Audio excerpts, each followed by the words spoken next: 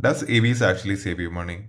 Let's look at direct comparison between a 300cc petrol bike and the X47 or the F77 EV bike. First, let's look at the 300cc petrol bike. For the 300cc petrol bike, I'm taking the average on-road price as 2.6 lakhs. Why? Because some performance-oriented bikes like the Kawasaki Ninja 300 and all cost more than 3 lakhs. And there are some budget options which you can get around 2.2 to 2.3 lakhs in that budget range. So that's why I'm taking the average prices 2.6 lakhs.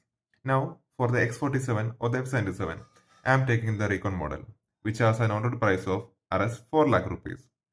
Now let's compare the price difference. The petrol bike is 2.6 lakh and the X47 is 4 lakhs. So the difference is approximately 1.4 lakh rupees, right? By the way, guys, small or big, if you want to support me or if you want to support the channel, scan the QR code in the screen or you can click in the link in the description. So that will give a small support for me, and since this channel is not monetized, that will support me. So, and also if you want to join the Telegram community, that will help you in real life. If you're facing an issue or something, directly you can text in the Telegram room. There are people who will reply you immediately. So that also I'll give the link in the description. So now let's come back to the topic. The average monthly travel distance I'm taking is around 1300 kilometers. For a 300cc petrol bike, I'm taking the average mileage as 30 kilometers per liter.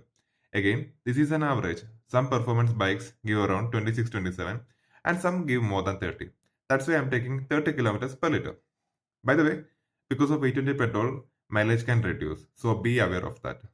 Now, I'm taking a 300cc petrol bike with 30 kilometers per liter mileage and petrol price as 105 rupees per liter.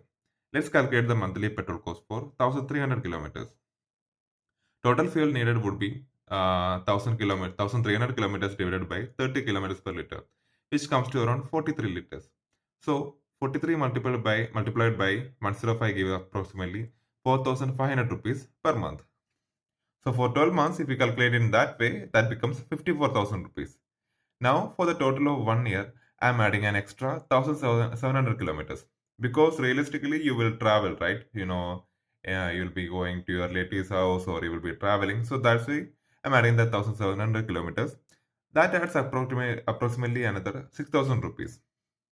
So the total petrol cost for 1 year comes to approximately 60,000 rupees. Now let's look at the EV.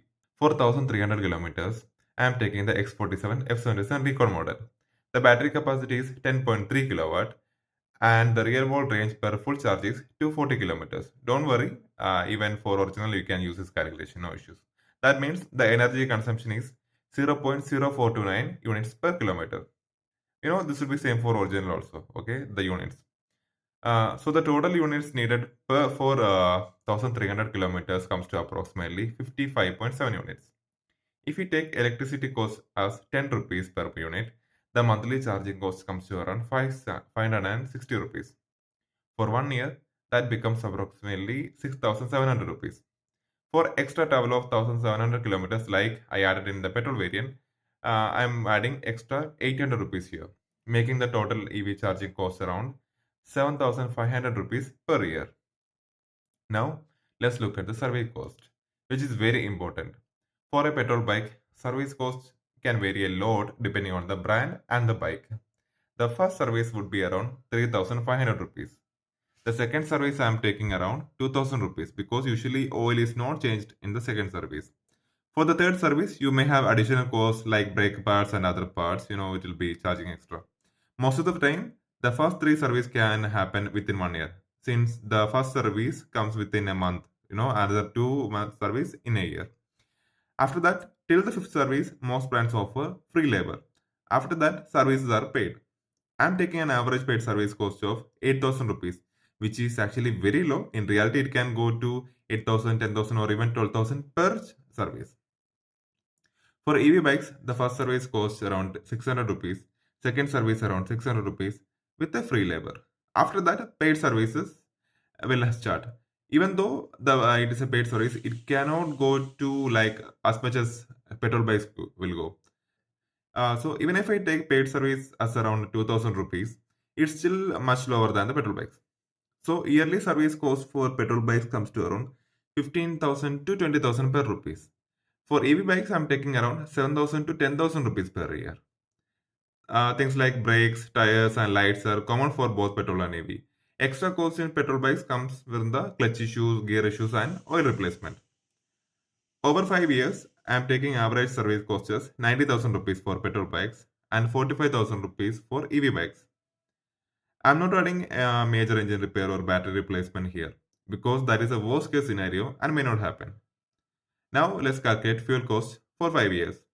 Petrol bike 60,000 rupees per year multiplied by 5 years equal to 3 lakh rupees. EV charging 7,500 rupees per year multiplied by 5 years equal to 37,500 rupees.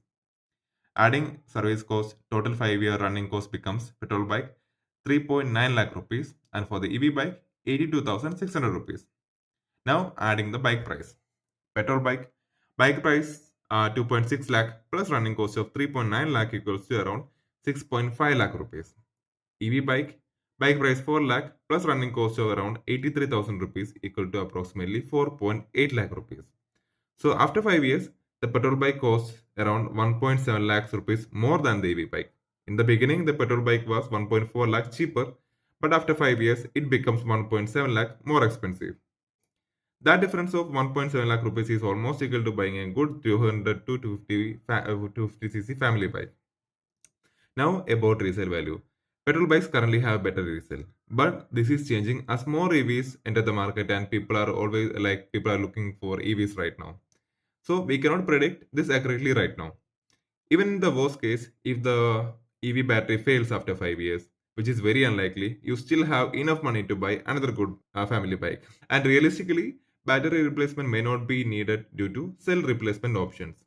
Government supports for EVs is also increasing. In states like Maharashtra, you already see benefits like the free tolls. And personally, pollution control matters a lot to me. Riding in city traffic with buses, trucks, and autos, releasing black smokes, it's exhausting.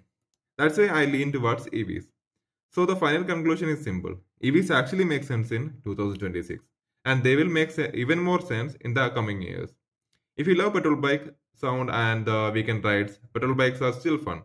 But for daily city commuting and EVs are much more comfortable. No clutch, no gear shifting, instant torque. It's a different kind of experience. Even after riding petrol bikes for more than 10 to 15 years, right now I am leaning towards EV because I like the new experience. So yes, EVs save money, give comfort, and make city riding easier. Finally, guys, thank you so much for watching till the end. If you want to support the channel once again, you can scan the QR code or use the link in the description. Please subscribe and let me know in the comments if you want more whiteboard comparison videos like this one. Maybe the comparison between two bikes or two electric scooters or cars. And I'm always ready to give my time. No issues. So, see you in my next video.